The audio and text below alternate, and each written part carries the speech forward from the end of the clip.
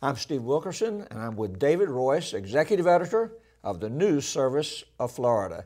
David, Governor Scott hasn't been in office for really a week, and already he's made waves. What did you learn about Governor Scott in his first week?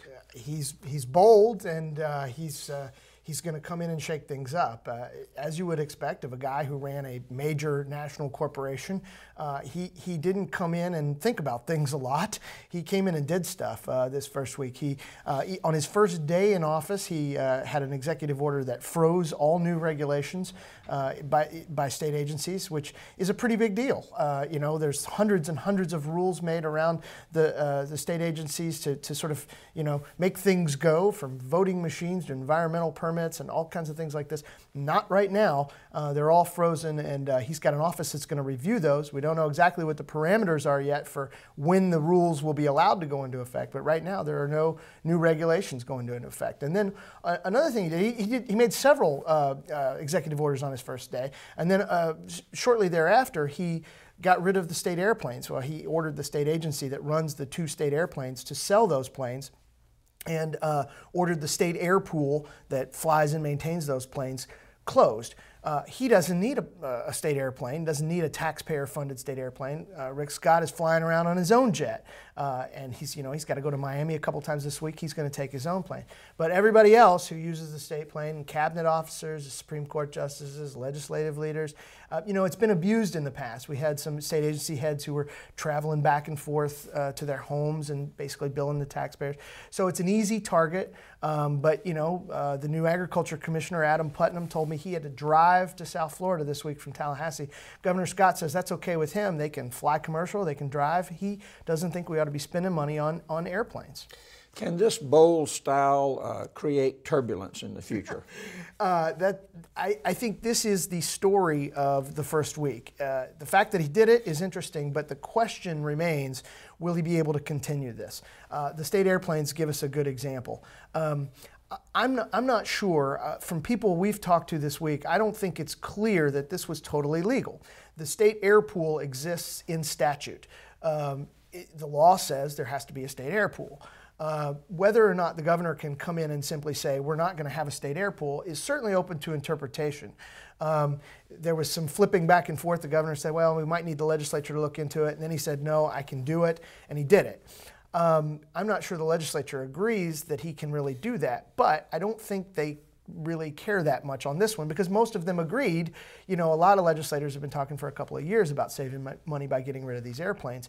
So, they're going to go along with him for now, but it'll be interesting to see at what point the legislature will start to assert its authority to say, hey, Governor Scott, this isn't a corporation, this is government, and there is a separation of powers, and sometimes you have to check with the legislature before you do stuff. Speaking of the legislature, this week is committee week in the capital city, and there will be a lot of issues beginning the legislative process, which will be featured, in the 2011 session. Can you give us a preview of those big issues? Yeah, most of the major issues we're going to see come up. There won't be any bills voted on this week on these big issues, but we're going to start to see talk of immigration. There is a bill filed that would allow police in Florida to ask for immigration papers for people they pull over.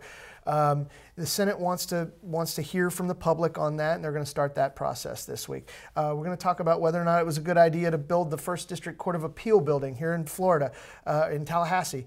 It's a lavish new courthouse, and it was highly controversial because of that. There's a committee that wants to sort of go back over that, even though the courthouse is open and operating.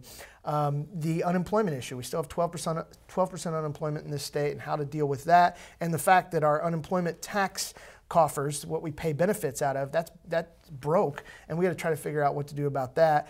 All of these issues. The teacher pay issue is going to be a big deal in the coming legislative session. That's not formally on anybody's agenda this week, but I wouldn't be surprised if we hear a little bit about that. And also pensions. And the governor and some legislative leaders have talked about reforming the way the state pension system works, which makes people in the pension system nervous. We haven't seen any details yet. We're going to start talking about that this week in committees.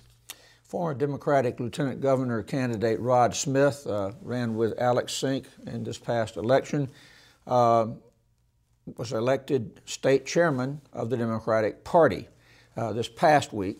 What's going to be his job, his primary focus going forward in the 2012 election cycle?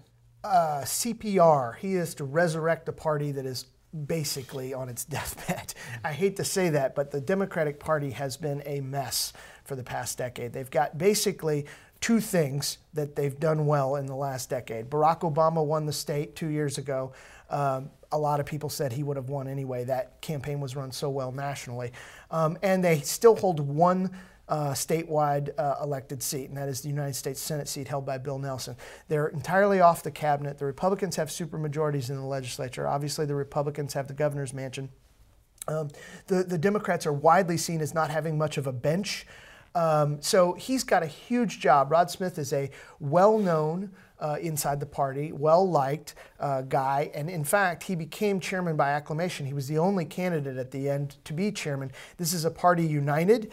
This is a party that doesn't have a lot of the controversy that has dogged the Republican Party, and a party that's largely on the same page going forward, but that's a good thing because they're going to need it because they are at a low point, and he has a big rebuilding job. Well, on the other hand, the Republicans will be holding elections this week for their state chairman. There are 5 candidates in that race. Talk about that. Well, and this is interesting. The Republicans, on the other hand, as you say, they have 5. The Republicans are a party divided in a sense. They have been a party that has been dogged internally by controversy. They've had a high profile. Their previous chairman, their previous long-term chairman, Jim Greer, is facing criminal charges for essentially bilking the party. They had a caretaker chairman in John Thrasher, but they can't agree on who should run the party. They've got 5 people who want to do it. There are factions in that party. There were factions going back to those loyal to Charlie Crist before he left the party, and those who didn't like Crist. You have social conservatives. You have fiscal conservatives. This is a party that internally has all kinds of issues, but externally is doing great. It's the opposite of the Democratic Party. Electorally, the Republican Party is riding high. Their chairman has basically a maintenance job. They have to keep those electoral victories and the fundraising. I mean, they're raising money really well.